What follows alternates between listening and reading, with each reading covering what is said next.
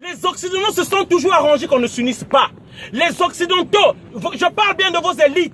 Je ne parle pas du citoyen français lambda qui n'est pour rien. C'est pourquoi nous voulons dire, si les gilets jaunes vous levez aujourd'hui, ce qu'ils vous font là, le pétrole qu'ils prennent chez nous, c'est à moins que rien. Ils viennent vous le vendre cher ici. Ils vous détroussent vous. Mais ce qu'ils font encore en Afrique, c'est pire. Et regardez l'exemple par exemple de la RDC. Les portables que nous avons, les smartphones que nous avons, il y a le coltan dedans. Ce qui maintient les données, c'est des enfants qu'on envoie dans les mines. Et nous voulons rester silencieux, on ne veut pas en parler. Vous restez dans votre confort complice de ce qui se passe, de ce sang-là. À chaque portable que vous le savez, imaginez-vous que c'est peut-être le sang non-africain que vous avez entre les mains.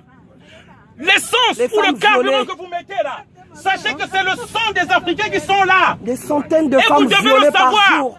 C'est pas que vous êtes pour rien. Vous êtes complice indirect ou direct de cela. Vous avez vos ascétiques ici, vous profitez de ce lutte-là dans le silence, chers amis. Cela ne doit plus continuer. C'est pourquoi nous éveillons les consciences. Réveillons-nous. Nous sommes Africains. Comment ce qui se passe en Afrique ne nous regarde pas? On tue les nôtres. On tue les nôtres. Si tu parles en Afrique tel que tu es là, on va t'écraser, on va te tuer. Est-ce que c'est normal? La Méditerranée est devenue un cimetière pour la jeunesse africaine. Elle est devenue un cimetière qui avale nos enfants. Chers amis africains, c'est à nous de nous lever. On vous voit plus remplir les églises, de donner les dîmes.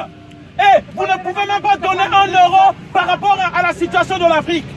Voilà le message que je voulais faire passer. C'est à nous de nous réveiller. Et dire que ce système-là doit s'arrêter. Ils doivent arrêter de piller nos pays. Ils doivent arrêter de maintenir Ali Bongo au pouvoir. Ouattara au pouvoir. Sassou Nguesso au pouvoir. Kabila au pouvoir. Ibeka, des marionnettes comme Macky Sall. Voilà. Paul Biya. Nous voulons la liberté. 14 pays. Voilà. C'est ça le message que je voulais faire passer. Merci encore. Précise. Alors, chers Africains, chers Français, imaginez un peu une simple image. Votre salaire du mois, votre patron vous dise, voilà, pour que je puisse te donner le chèque, ou même pour que je puisse te donner les billets, les 1000 euros que tu touches, il faut que tu me donnes 500 euros que je mette dans mon coffre et je te donnerai les autres 500. Alors que tu as travaillé, c'est ce qu'ils font aux Africains. Le franc CFA est frappé en France. À Chamaillère. L'Allemagne. J'invite les gilets jaunes à brûler l'usine de fabrication du franc CFA à Chamaillère. C'est 400 milliards d'euros.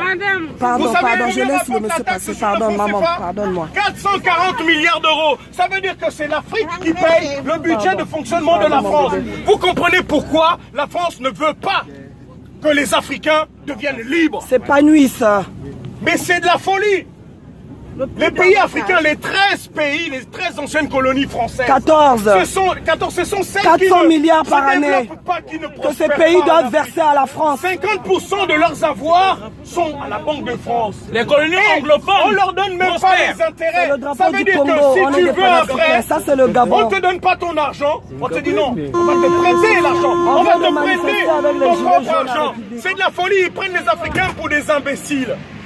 Moi je suis Gabonais. Le Gabon c'est 1,5 million d'habitants. Il y a 20 000 Français. Ils vivent comme des pachas. Ils ont des bagnoles, ils ont des villas, des bonnes gratos. Un Français qui vit au Gabon ne voudra plus jamais revenir en France. Parce qu'en France, le gars ici il n'a même pas le CRP. Il va au Gabon, boum, il devient cadre. À condition qu'il devienne un agent de la France. Tous les leaders qui se sont levés, on les mate. J'ai travaillé avec un Français. Il a fait son service militaire au Gabon. Le gars, il me sort. En 90, on vous a bastonné. Vous savez, nous sommes la génération 2.0. Ton smartphone, je sais comment il fonctionne. Je sais qu'est-ce qu'il y a dedans. Sans le coltan, il n'y a pas de smartphone. De la RDC. Pour ceux qui ne savent pas, qui ne connaissent pas la technique. Le coltan qu'on pille à la RDC. Pour qu'il y ait Internet, il faut une certaine technologie. Sans les richesses de l'Afrique, il n'y a pas de processeur. Pas de processeur, pas de système d'exploitation. Pas de système d'exploitation, pas de communication. Ça veut dire qu'on repart à l'âge de pierre. L'âge de pierre. Et c'est ça qui risque d'arriver. Si l'Afrique sombre, vous savez, dans 25 ans, il y aura 2 milliards d'Africains. Vous savez, les racistes, ceux qui ont des théories racistes, ils veulent faire passer, comme Sarkozy en 2007, quand il était au Sénégal, l'homme noir n'est pas rentré dans l'histoire. Quelle histoire? La science a démontré que l'homme de Cheddar était noir aux yeux bleus. Voilà. Ça veut dire que l'Afrique était déjà en Europe avant les Occidentaux. L'homme de Cheddar était noir aux yeux bleus, c'est pas moi qui le dis. Mais il y a une chose qui est plus grave. Dans 25 ans, il y aura 2 milliards d'Africains. Est-ce que vous pensez que les 300 millions d'Européens vont lutter face aux 2 milliards d'Africains? Parce que malgré les morts, les Africains viennent en Europe. Et ce qui est grave, c'est que pour un jeune qui vient en Occident, combien meurt? Combien de talents sont perdus en Méditerranée? Ces talents qui pourraient servir à développer du nord de l'Afrique jusqu'à l'Afrique du Sud. C'est ça qui est terrible. Aujourd'hui, il y a les pillages de cerveau. Je sais de quoi je parle. Je suis ingénieur commercial dans une société de services en informatique. Je recrute des ingénieurs. Beaucoup, ce sont des Africains. Ça veut dire que l'ingénieur africain que je recrute n'ira plus jamais développer son pays africain. C'est ça la réalité. Les pillages de cerveau, c'est ça la réalité. Lorsque monsieur Sarkozy dit immigration choisie, c'est qu'il sait qu'il a besoin de la matière grise africaine. Plus il y aura des gens qui ne sont pas capables de voir les enjeux économiques, idéologiques de leur pays d'origine, plus ces pays seront à proie aux pillards français. Voilà. En commençant par Le Drian. Macron a été élu avec 20%. Moi, Gabonais, Africain, Français, je dis ceci. Mes enfants sont nés en France. Dans 3 ans, ma fille, mon aîné, va voter.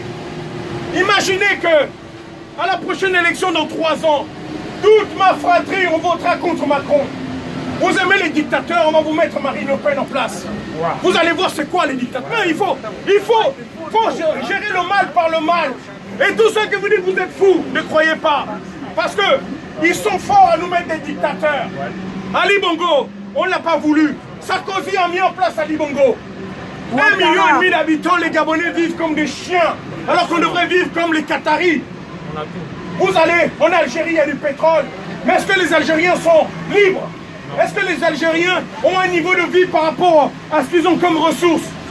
C'est entre les mains de quelques personnes. La Libye, BHL qui parlait de Benghazi, les torrents de sang de Benghazi, il est où le même BHL? Est-ce qu'il reconnaît ce qu'il a fait comme tort? Il est où BHL?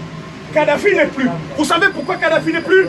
Kadhafi ne voulait pas qu'il y ait une société arabe qui puisse exploiter son gisement. Total a une filiale, dans sa filiale, une filiale qatari. Quand Kadhafi a su que la société qui exploitait son gaz était qatari, Kadhafi a demandé, on arrête tout de suite. Ils se sont moqués de moi. Celui que Sarkozy a reçu avec ses Amazones à l'Élysée, le gars il a posé sa tente. Voilà. Il n'était pas dictateur. Hier, il était. Il n'était pas dictateur ce jour-là. Après, il devient un truand.